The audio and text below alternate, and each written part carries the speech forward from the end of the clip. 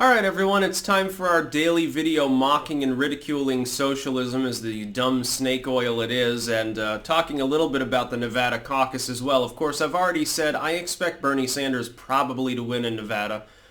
He's favored slightly in caucus states over primary states, number one. He outperformed in 2016 disproportionately in them as well. I think he won the Nevada caucus in 2016 also. I think he won Iowa and Nevada, lost New Hampshire or rather won New Hampshire, lost Iowa, but outperformed the polling, and then went on to lose South Carolina, and then Clinton defeated him by attrition. I would say it is likely, and this is by no means certain because we had a debate that shook things up a bit. Warren had been lagging off, but she had been averaging fourth. She had a decent enough debate performance that she might end up in third. She might spike again. She could even take second, but I would favor Buttigieg probably. I would encourage all Nevada fans who can participate in this, I believe, closed caucus, vote for Buttigieg.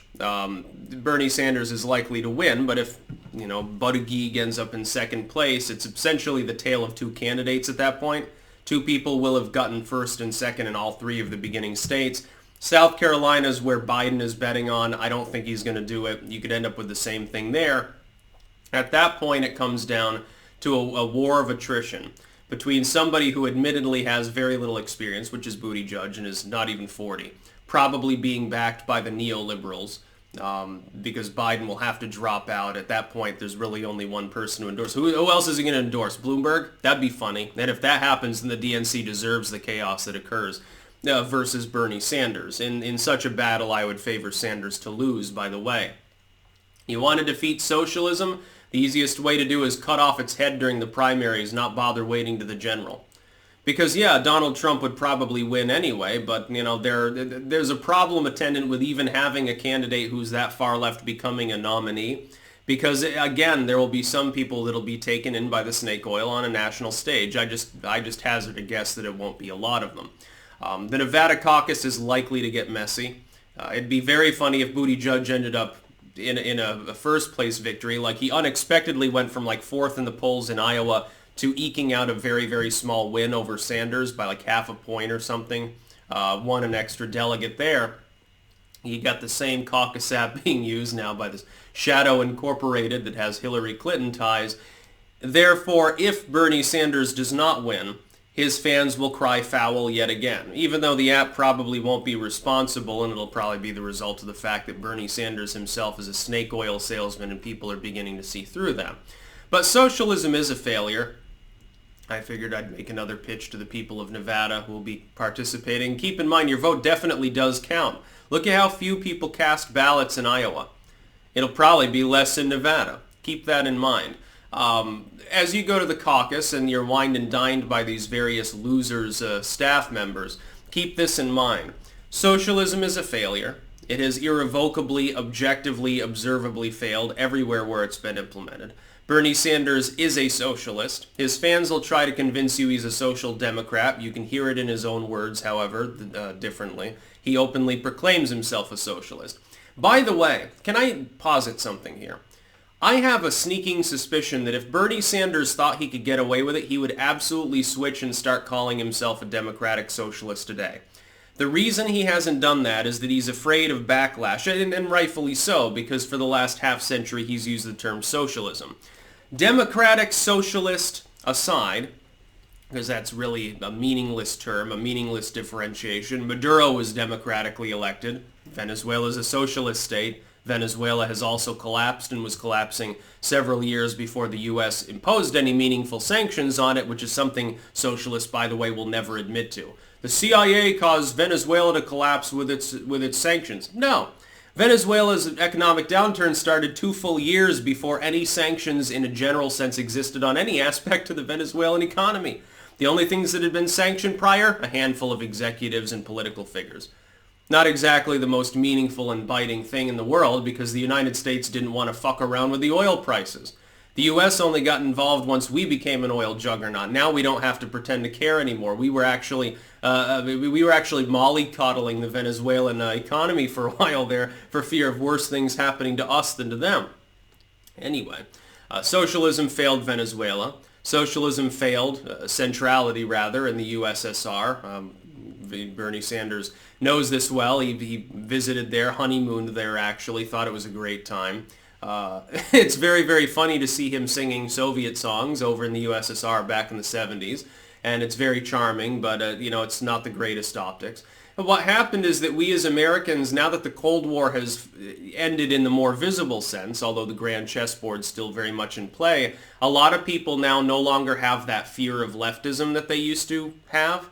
But leftism is still just as much a failure. Yeah, some Brill cream fucking using dude in a leisure suit back in the nifty 50s actually would have understood communism to be evil. Now some people, because they've never experienced it and haven't seen the horrors of it, they think that it's a wonderful thing. Well, I'm going to listen to the survivors of the Holodomor. I'm going to listen to the people that were behind the Iron Curtain, who almost universally despise the communism on this topic. And socialism is just a stepping stone to communism. Just as this social democracy, the idea that it's anything other than a soft form of socialism meant to inevitably lead to it, is clearly wrong. That is that they exist along a spectrum of centrality. The thing that marks them the most isn't the redistribution itself. It's not the welfare itself. It's not the loss of individuality itself. It's just the centralization of resources and power in smaller numbers of hands. When a person complains about billionaire oligarchs, but then supposes that we should give trillionaires, which is the government which can legalize its own excesses and abuses, the government which has the guns, that we should give them more power, especially when those same people are saying, hey, let's disarm people, that's a goddamn red flag.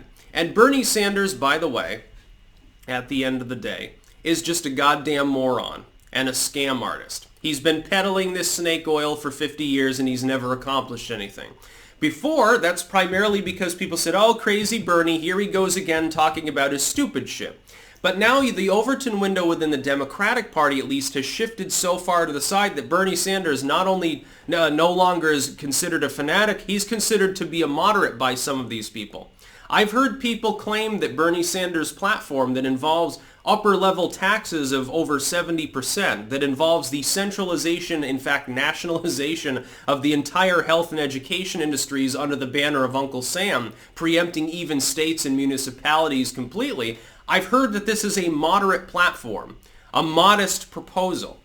Well, it's not a moderate platform. It's not a modest proposal. It's trying to turn us into just another generic was a power country, and I oppose it completely. The idea that the United States needs to be like other countries because in some obscure or arcane metric they have a better quality of life, I reject that completely. The idea of the United States was to experiment with things that are different. The idea of holding out and having a Second Amendment, an armed populace, of having a low tax rate, of allowing privatization of business, of having the form of government that we have in the way that it functions, the whole point is to be different. Yes, that means some things arguably don't work as well. Overall, it's worked pretty damn good. Well, I mean, we're the monopolar power of the entire Western world. It's funny because these Sanders fans, they say, well, the United States right now is run by evil crony capitalism. But then in the same sentence, they'll talk about how we're the wealthiest nation in the world. Now, they use that as a caveat to tell us why we need to take that wealth and fund X, Y, and Z. How did we become the wealthiest country if we're so goddamn miserable and terrible and so poorly off? How is it that we have so much wealth and power and prestige and run the world's shipping lanes and people want to illegally come into the country without any legal recourse at all? Why is it that so many tens of millions of people are willing to get onto a goddamn skeleton train with 1,000 other people or march 1,000 miles just to be illegally in the United States? Is it because we're terrible? Because there are plenty of socialist nations down in Latin America that they could be going to. How is it that we were so successful if capitalism doesn't work? And we don't even employ full-on capitalism. We use a mixed model. We're like China. We're like China. We have 1 million subsidies, 1 million bits of existing welfare, 1,000 million pages of regulations. That's not a full-on capitalist system. We don't have technically free trade at all. We have less unfree trade. We don't have a true free market. We have a less intervened in market than a place like North Korea, if you wanted to use an example. Bernie Sanders is peddling snake oil, saying that everything will be hunky-dory, perfect, and wonderful if we just adopt a system that's used by many other countries. And he'll give you a list and he'll say, look at how happy the Danes are. Look at how happy the Swedes are. But then, he'll leave off all the socialist nations, and there are many, many of them, many more of them, by the way, that are underdeveloped and miserable, and that people routinely try to escape from to come nowhere else but the United Goddamn States. That's Bernie Sanders snake oil. Put that in your pipe and goddamn smoke it. I'm sure that a lot of them have been smoking something else. I support legalizing weed, but you should put the pipe down before you start making your political content, because you sound like an idiot when you're sitting there adulating a near 80-year-old man who has accomplished goddamn butt-fuck nothing in his entire political career. I love it when people show me these broadsheets with Bernie Sanders' supposed accomplishments and they can't source any of them. Oh, he passed hundreds of bills over the course of his Senate career. What were the bills, dude? You know what? They literally be anything. Here's the bill to ban pants that are too short. There's the bill to name the post office. Famously, in Bernie Sanders' case, several of the bills that he actually authored. He's called the Amendment King. What amendments is he putting in? Pork barrel? I used to hear the term pork barrel politics back in the 90s. Apparently, that's become a virtuous thing if you're a Democrat.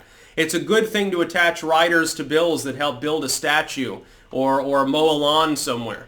Well, no, I think that it's just a bunch of bull fucking shit. That's what I have to say about it. That's about all. Peace out.